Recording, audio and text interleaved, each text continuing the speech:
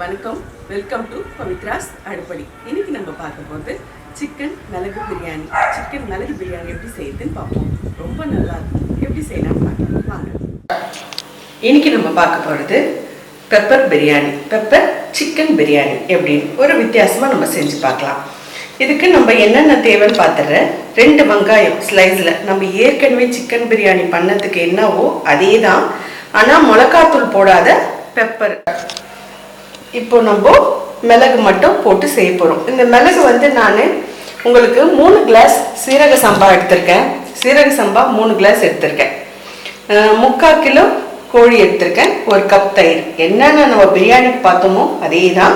இந்த மிளகு மட்டும் நான் ஒரு சட்னி கரண்டி அளவு எடுத்திருக்கேன்.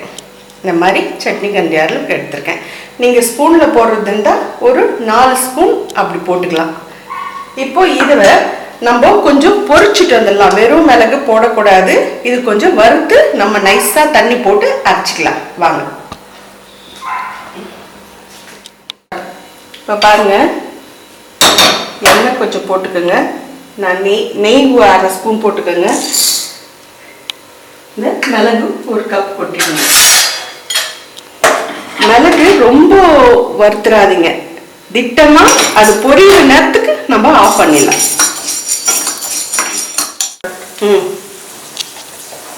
இப்போ பாருங்க, அது பொரிய ஆரம்பிச்சிருச்சு.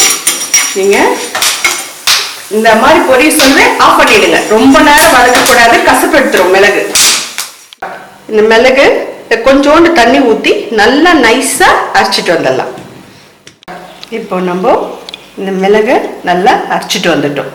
இப்போ இதுக்கு என்னென்ன தேவைன்னு அதே சொன்னேன், ஆனால் அளவு சொல்லிடுறேன். 2 வெங்காயம் ஸ்லைஸில் அரைஞ்சி வச்சிருக்கேன். 1 தக்காளி, புதினா, 2 ஸ்பூன் ஃபுல்லா இஞ்சி பூண்டு, ஒரு 3 பச்சை மிளகாய் துண்டு. அவ்வளோதாங்க. வாங்க போடலாம். பட்டை, லவங்கம், உங்களுக்கு பிரிஞ்சி இலை. இப்போ பட்டை, லவங்கம், உங்களுக்கு பிரிஞ்சி இலை, சோம்பு எல்லாத்தையும் போட்டுடுங்க.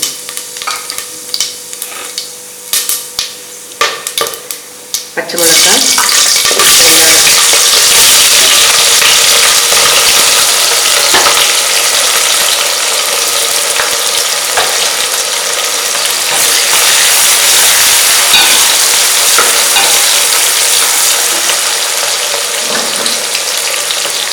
உப்பு போட்டுருங்க.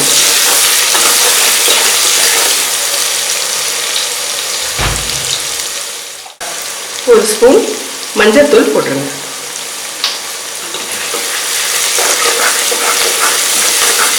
நான் இதில் 2 கரண்டி எண்ணெய் ஊற்றிருக்கேன், 1 கரண்டி நெய் ஊற்றிருக்கேன்.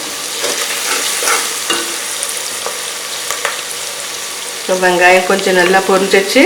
நம்ம எடுத்து வச்ச இஞ்சி பூண்டை போட்டுக்கிறேன். இஞ்சி பூண்டு 2 ஸ்பூன் சொன்னேன் இல்லைங்களா, 2 ஸ்பூன் இஞ்சி பூண்டு கொஞ்சம் நல்லா வதங்கட்டும். அதுக்கப்புறமா நம்ம தக்காளி போட்டுக்கலாம். பெப்பர் பிரியாணி ரொம்ப நல்லா இருக்கும் சாப்பிட.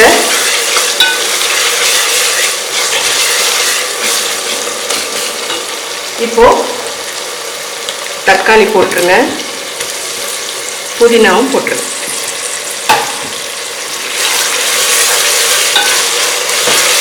இதெல்லாம் போட்டோன்னே நம்ம சிக்கன் போட்டு, சொன்ன மாதிரி சிக்கன்னு நம்ம குக்கர்லேயே வெந்துடும். நீங்கள் போட்டு விசில்லாம் விட வேணாம். இப்போ அந்த அரைச்சி வச்ச மிளகை நம்ம அதில் கொட்டிடலாம். நைஸாக அரைச்சிக்கோங்க. மிளகை நைஸாக அரைச்சிக்கோங்க.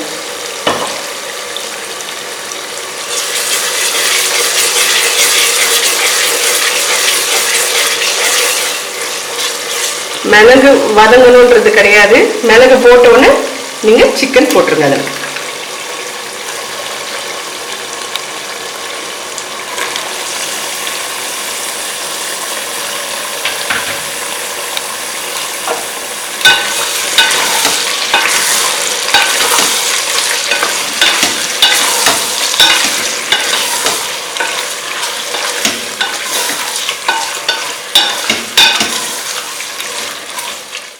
இப்போ நான் தயிர் எடுத்து வச்சிருக்கிறத ஊற்றிட்டு நம்ம ஒரு 10 நிமிஷம் மூடி வச்சிடலாம். இதுலேயே அந்த கோழி உங்களுக்கு நல்லா வெந்துடும். அதுக்கப்புறம் நம்ம எவ்வளோ தண்ணி ஊற்றுறதுன்னு பார்த்துக்கலாம். அரிசி போட்டு உப்பெல்லாம் பார்த்துக்கோங்க திட்டமாகவே எவ்வளோ போடணுன்றது. இப்போ போது ஒரு 10 நிமிஷம் முடிச்சிடலாம். பாருங்க, கோழி அதிலே உங்களுக்கு வெந்துடுச்சு நல்லா. இப்போ நம்ம அரிசி அதில் போட்டுக்கலாம். இப்போ அரிசி நம்ம இதில் போட்டுடலாம். நான் 3 கிளாஸ் எடுத்திருக்கேன், 6 கிளாஸ் தண்ணி. இப்போ இதில் 1 கிளாஸ் தண்ணி இருக்கு, மிச்சம் 5 கிளாஸ் தண்ணி நம்ம வச்சுக்கலாம்.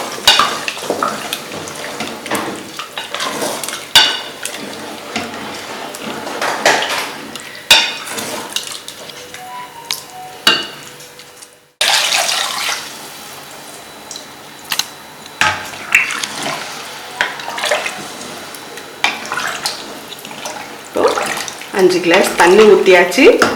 கொதி நல்லா வரட்டும்.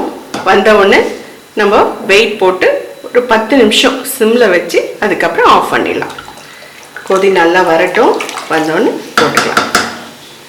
இப்போ உப்பெல்லாம் எப்படி இருக்குன்னு பார்த்துக்கோங்க. திட்டமாக நீங்கள் செய்ய சொல்ல வீட்டில் பார்த்துக்கோங்க. பாருங்க, நல்லா கொதி வந்துடுச்சு. இப்போ நல்லா கலரிக்குங்க.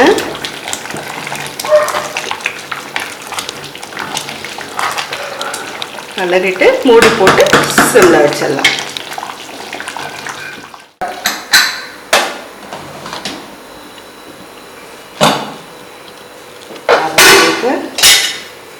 பிரியாணி நல்லா ரெடி ஆயிடுச்சு.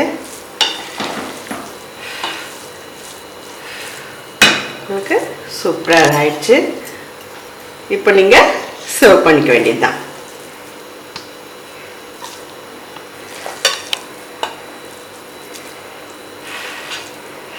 ஆறட்டும்.